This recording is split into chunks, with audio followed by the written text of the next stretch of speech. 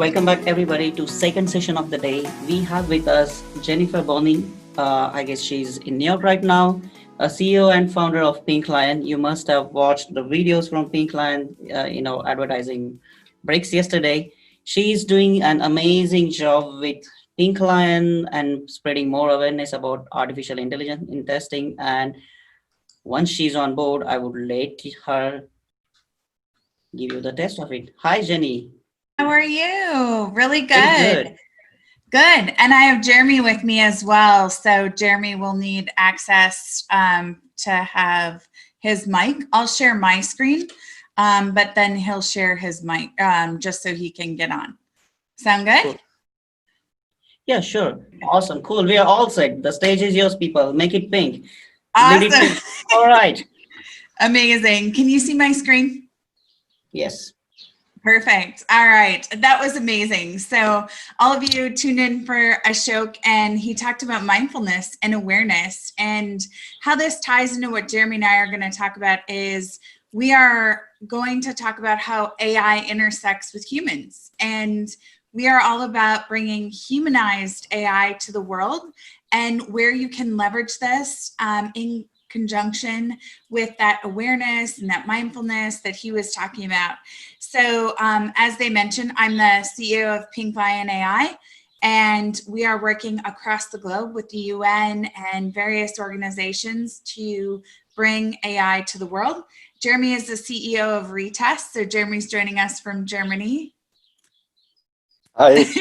He's waving. It's early morning, Jeremy, and it's like 1 a.m. my time. So we're excited to be here with all of you.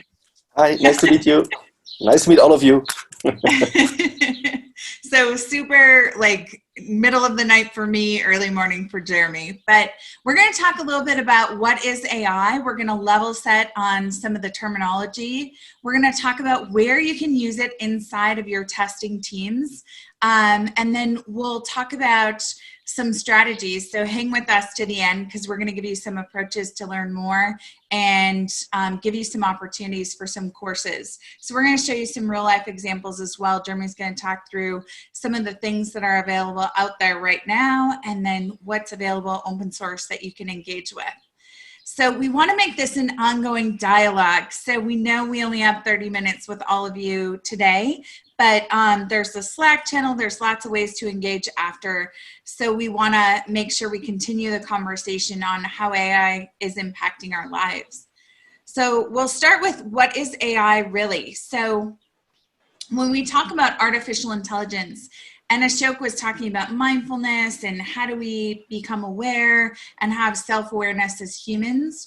When we talk about AI, AI is really the intelligence demonstrated by machines. So this is very different, right? It's what do machines do in contrast to the natural intelligence we display as humans in the world. And then when we break down, so you're going to hear terms like AI and ML, and people interchange this terminology. When we break it down into machine learning, this is just ML is really a field of computer science that gives the ability to learn without explicitly being programmed. So this is different than your traditional automation that we all talk about. This is really giving machines the capability without explicitly being told exactly what to do to create patterns off of what we're giving them. So it's a different type of automation than what we've seen before. So I like pictures. This helps me with where things sit. When we talk about artificial intelligence, there's many types of AI out there in the world. There's narrow and there's general AI. There's many different kinds. But the idea being, when you hear the term artificial intelligence, that is that broader scope of what people are talking about. And then when they talk about machine learning, that's really that field of the algorithms and the computer science. That is how we are training and programming machines. And that's the piece that all of you will be using if you're not already in your testing very soon. So why is this important now? So we've talked about AI and machine learning for a long time, but why is this kind of coming to a head right now and becoming a bigger topic for all of us? And really the reason is a couple of things. So one of the things machine learning needs is a lot of compute, and we need access to that compute. So we now have more access to that. There's more folks that have access to it besides just the big companies that you've heard of, like IBM and all of that, Watson and all those things. We now have access in a much broader range than we have previously. And then the other thing is the neural nets are becoming more sophisticated. So with access to compute, there's more folks focusing on the neural nets that are underpinning the machine learning that we're leveraging and have the capability to build, which means there's a lot more startups. There's the big companies that do it, but there's also a lot of startups out there that have the capability now to build models that all of us can leverage in our day-to-day jobs. So when we think about this, I mean, most of us know that every day what we're doing is we are dealing with software, right? So we all have computers, we have cell phones, we are using technology every single day. And with this fourth industrial revolution, which AI is, what they're saying is AI will actually overtake that software at some point. So instead of just software, that basically AI is going to eat all of that software that we're all using, not in a bad way, but it's going to become part of our everyday lives. So thinking about it in terms of what Ashok just talked to us about this morning, we as humans have the opportunity to shape what that looks like, because it's going to impact all of us. And I think there's a huge opportunity and responsibility for all of you as testers to be on the forefront of testing how the algorithms get built, what's built, the bias that inherently exists in them, vetting all of that out. So I think we have an incredibly important job in the field of testing around where AI is going to shape the world and how we see it in the future. So there are some things that it can solve. So what we know today, so if you haven't already, Gartner surveys executives across the globe and says what's going to be impactful for you as an executive. And what we know right now is the number one thing that CEOs and C-level executives are looking at to change the game for them, especially now during the midst of a pandemic and with constraints financially on a lot of organizations. They're looking for ways to get a competitive edge. And the way they're looking to do that is through a lot of this AI technology. And then inherently with AI, so this is a good thing that we see that data analytics comes right on the heels of AI, because the next thing you get when you start leveraging AI is you get the analytics that tell you and help you predict what you should be doing and how to make the right decisions. I like to say if we do AI well as humanity, we will be able to use AI as our virtual research assistants to do a lot of the heavy lifting. And then we as humans, with our mindfulness, with our ability to be present, can make better decisions with the data we're being presented with by working in cooperation with the machines that will be helping assist us get that information. So here's where it actually helps us. So there's 4 basic types that I like to look at in terms of where AI can assist you in your everyday life. So when we're thinking about different types of things we engage with, whether it be any type of software, there's different types of application. Some of that is around text. Some of it is images, so the pictures that we're actually looking at, the text on the screen. Then there's those videos that we get. So if you're in gaming or other industries, there's video components. And then now becoming really big is voice or audio input. So those are the 4 primary areas we look at when we're talking about building solutions that change the world, are around text, image, voice, and video. So if you just break it simply into that, just for easy classification, that's what we're talking about. And what we're really trying to solve when we talk about AI in relation to testing. So if you think about all of us, very few of us go home every day and go, I have nothing left to do, right? We're not bored. We have tons of problems we could be solving. There is too much to do and just not enough time. And so what the idea was with the organizations and the companies like Jeremy's that focused primarily on building tech to assist was around looking at this problem of complexity is increasing. So the complexity we see in the technology we're building continues to grow. And we don't have enough time. We're pressured to get new things out to market faster and faster. So how do you solve that? How do you bridge that gap between the amount of time you actually have and the complexity of what you're dealing with? And a lot of the data we're dealing with now impacts people's lives. When you think about a lot of the tech we're building, this is impacting day-to-day operations of humans, their lives, their financials, their banking, their health, all of these really important components. So how do you get that uplift to assist us as humans?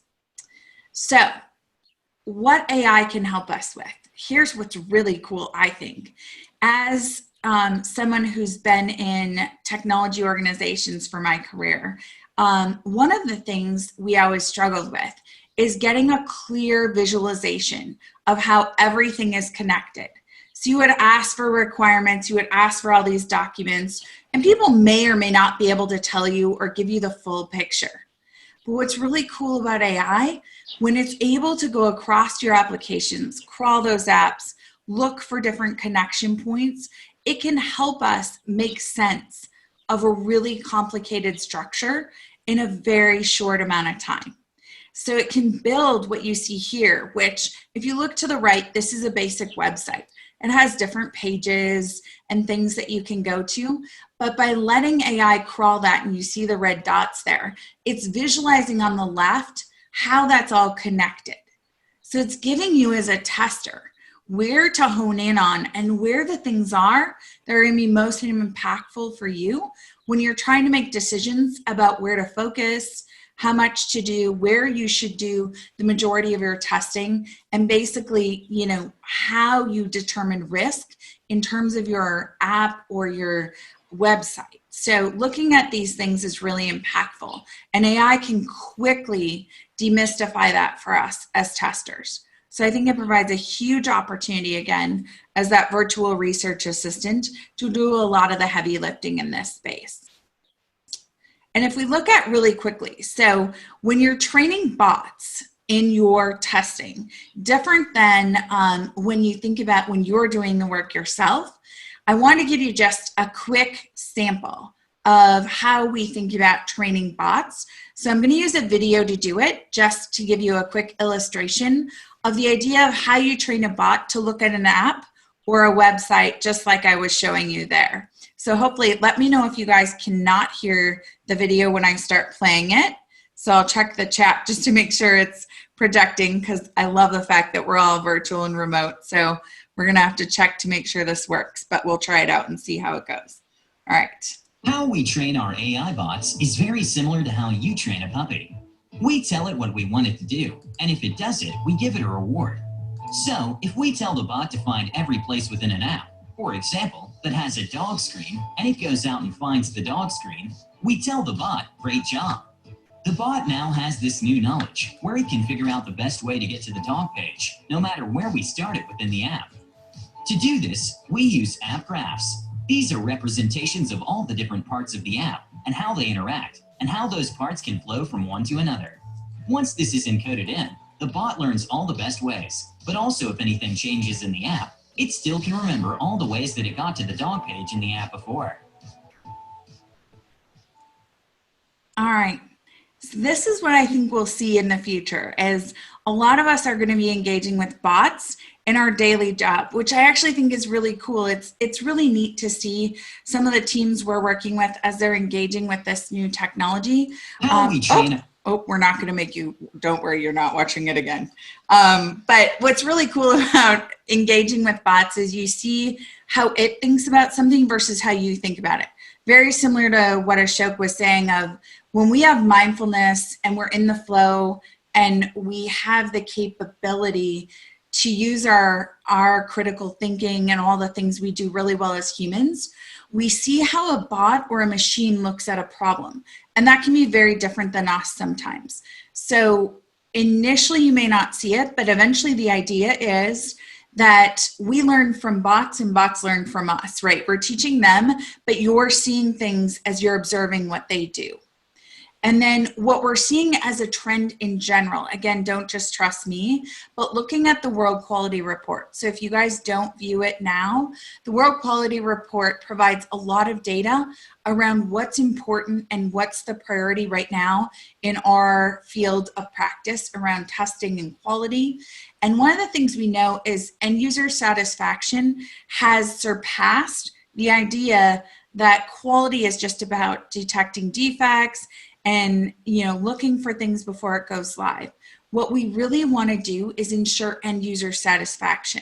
So if we want to do that, what humans are really good at is understanding how people use the products that we're building and deploying out to the market. So we want bots to do a lot of that low-level tasks, that things that you don't want to spend time on. We want them to be able to click the buttons, do all the basic stuff, so your mind is actually freed up to do all of those higher level critical thinking tasks that only humans can do. So some of the things we see in testing that it can help us with: scale, speed, production alerts, testing different data. I don't know anyone right now that says they don't have issues with test data. Comparison on competitive products. A lot of times we don't even have time to run our own products, let alone someone else's. And then looking at product decision making. How do we actually decide what we're going to do, how we're going to test, what things we should put into the product or not put in? AI is going to be really impactful for us in these spaces. So what are some of the approaches for leveraging AI in testing? If you say, I get it, Jennifer, this sounds cool, let's start doing it. How do I do it? So some of the things we want to do in this space is we want to detect and isolate weak points. Machines can very quickly understand where potential weak points exist. We want to maximize speed. So as I mentioned, using machines to do a lot of the heavy lifting. We want to fill in knowledge gaps that we have, provide oversight, and capture experiences that we're seeing as patterns over time. The other thing we see is that this isn't just something that is in the future, this is happening. So more than 60% of teams now, and this was pre-COVID, the numbers are increasing, but the World Quality Report again is saying the trend is we're focused on this. People are looking at how to leverage AI to optimize end user satisfaction, to get the optimization and the automation in a different way than traditional automation has worked for us. So I'll turn it over to Jeremy and let him talk about some of the ways we're doing this. So you can see real life examples of how this is impacting teams today. So this is a very good example of three things Jennifer just mentioned. First of all, you see, or I'll explain to you the background of how AI analyzes the website and analyzes what it sees, and by giving us this visual kind of explains its reasoning to us. Second, this also helps us understand, by understanding how the AI works, we can leverage that knowledge and actually do some really cool things with that inside of kind of reverse engineering understanding of the AI. And yeah, as Jennifer also said, as AI is not only used to find defects, but increase the user experience. So this is a very important part of the puzzle in my mind, or in my opinion. And what you see here is an AI that uses a website and analyzes each element it can interact with and ranks it according to its probability or its assumed probability a user will click a certain button. So here you can see that the Add to Cart button is highlighted, and this is the one that the AI thinks is the most prominent one, being, for instance, being in the middle, having a different color than the other ones, being bigger than all the other elements, stuff like that. And this is how the AI will project or will assume what a human will do on the website. And with that, we can kind of generate tests that do what a typical human would do, meaning that we extract user journeys or user stories from a website. So here, by kind of following the checkout path that the web shop, this is a web shop, so what the people of the web shop want the user to do is buy items and check them out and have them sent to them. And by following the buttons, we see that the user is going to do that. And essentially what we get from that is the most important user journey. So the AI is not clicking randomly on the website, but is doing what a typical user would do, thus generating a test that is very helpful for us.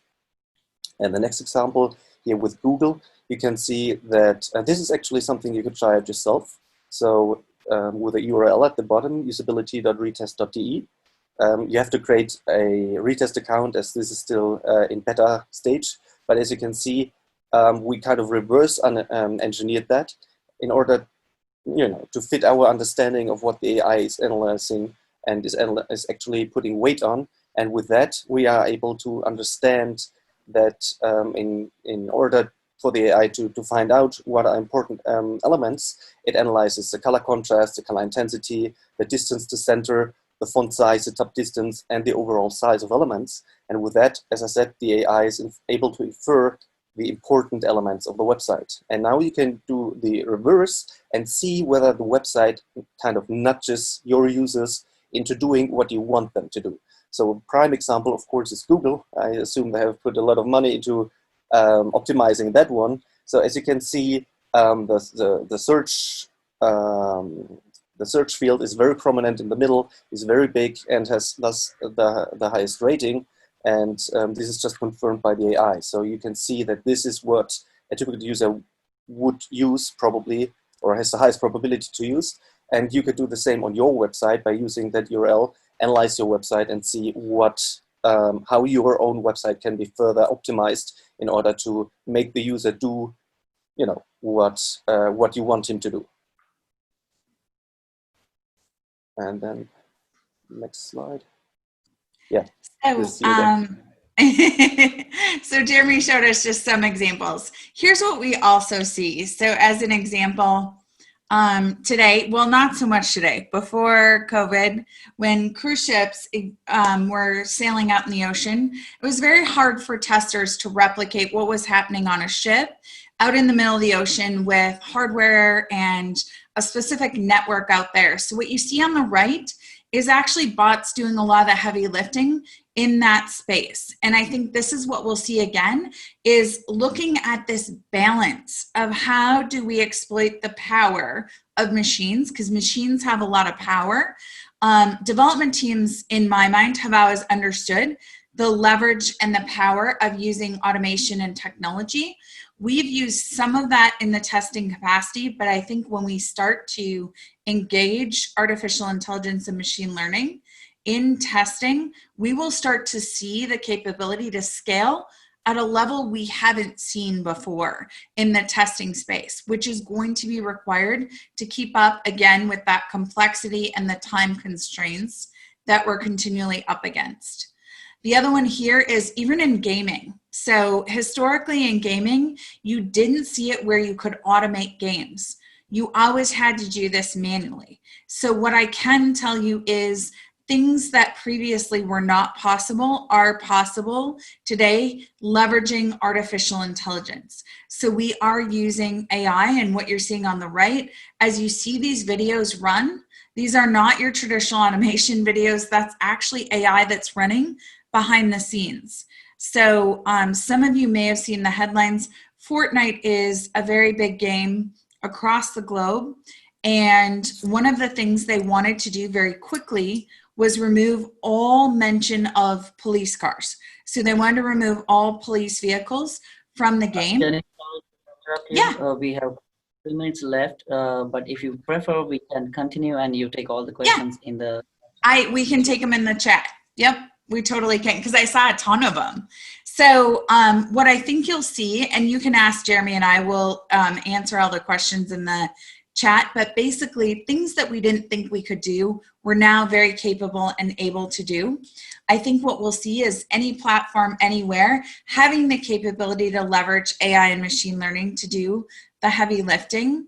I think you're going to see a lot of insights. So from a tester perspective, it's going to give us insights we've never seen before. So what I would leave you guys with is there's a lot of capability here when we start leveraging this. It's a big topic, but I think it's something that everyone should start getting informed and knowledgeable on. I'll leave you with one last thing. There's a lot of places. These are a couple of the books that you can go to that have some information on humans and what do we do when machines do more of our work, the 21 jobs of the future. These are some resources I would say take a look at and check out. And the last thing I would tell you is these are some beginner resources to get involved with AI. So focus on these. Again, these are really great courses. There is an artificial intelligence for software testing organization. There is a really good machine learning course by Andrew Ng from Stanford. They were offering that course, honestly, for free in just a few weeks ago. I'm not sure where they're at in that cycle right now, but I would say as a tester right now, it's going to impact all of us in our jobs, in our lives. So what I would tell you is now's the time to get informed. Jeremy and I will hang around. We'll move into the chat to be able to answer some of the questions because I did see quite a few. But that's what we wanted to pique your interest today. We could take a couple of questions right now. We still have 5 minutes for Q&A. For rest of Perfect. those, I suggest you please move to Slack channel, not the chat on the webinar, but the Slack channel that is there for your talk. All right, one interesting question I would like to start with. What is your accuracy score during testing? Are you testing this with real data? And if yes, how much samples have you fed to AI to be more accurate with stuff? Any false positives that you stumbled upon in this experiment? So I can answer that some if you want. What we do is we actually combine different AIs to circumvent the problems that come with it. So if you, for instance, have small projects that don't have much data, what I showed you earlier is that we trained AI on how typically a typical human uses a typical website. So you don't need much project-specific data. You just have a kind of a natural understanding of the AI, how it should use the website or the app, and then you can add. What we did is added genetic algorithms which don't need a lot of training data. So you give it a couple of tests that may incorporate some of the typical use cases, maybe a login screen, password, username, something or a valid credit card or valid email address, something that is specific for your application, but you don't need like thousands of examples, just a couple. And then by mixing those approaches, we get the best of both worlds, where you don't, with very little of your own data in your specific project, you can already achieve a lot of coverage or a lot of useful test cases being generated. And does it answer the question? I believe so. I would ask another interesting question that caught my attention. So how do you think we could use AI for strategizing our testing? Do you want to take it, Jeremy, or do you want me to? So there are a couple of things you can do. So first, like if you think about not only testing, but quality assurance in general, there's just so many things that AI can do. And specific to testing, you can heal tests so that they don't break as easily. You can generate tests so that you just from a couple of examples, as I mentioned earlier, you get a lot more test cases generated. You can automatically find defects if these are obvious defects, like if your application crashes, stuff like that, or if the performance goes down way, like if you have a lag that is not reasonable for any user, and stuff like that. So there's a lot you can do. Depending on your specific situation and the goal you wanna achieve, right? So you can do visual regression testing. You can do all sorts of things depending on what you want to achieve. So I think the way to go is not ask what can AI do for me, but I have a specific problem in my project, and how can AI help me to solve that specific problem? And then depending on the problem, there are many different things you can do. Cool. Yeah, and I would echo what Jeremy said around that. Like, figure out what problems you're having, and AI now has the capability to do some things more efficiently than traditional automation. So I would think of it as another tool in a layered toolkit, where I look at things now when we're working with companies around AI first, because it's the most optimal right now and it's the most advanced technology we have available to us. If AI fits, I use that. If it doesn't fit, I look at and say, is traditional automation the right route to go? If that's not the right route, then can humans do this more efficiently than either of those other two layers? So look at it in terms of like a layered approach of what do you leverage and what's the right thing to use for this situation. Cool. One question I would ask on behalf of the audience. So I'm not sure what exactly Pinkline is doing for testing in AI domain, but is there anything that testers can get from Pinkline for maybe getting started with AI in testing, learning some stuff, or using some free projects and stuff like that? Is there such support there? Yeah, Jeremy actually has some open source stuff in terms of AI. So we didn't go through it today, but what I would tell you is there's a couple of ways to get started with it besides the beginner resources that we gave you guys here. There is an open source technology through Google that if you ping us, we'll give you kind of the link to it to get in to see how it works. So you just get a feel for what happens when you're using natural language processing and computer vision and some of the technologies offered through machine learning to do your work. And then Jeremy also has some resources on retests that are publicly available to get started. That would be awesome if you could please share all those things in the Slack channel to your talk. I think we are good to wrap up here. Thank you so much, Jenny, for making it in time, on the program. Thank you, Jeremy, for joining in. We should catch up for beer sometime. I'm living in Hamburg. Oh, cool. Very cool. Let's do that. Awesome. And have a great day ahead. Have a great night to you, Jenny. Bye. Yes, thank you. Bye, guys. Bye. Thank you.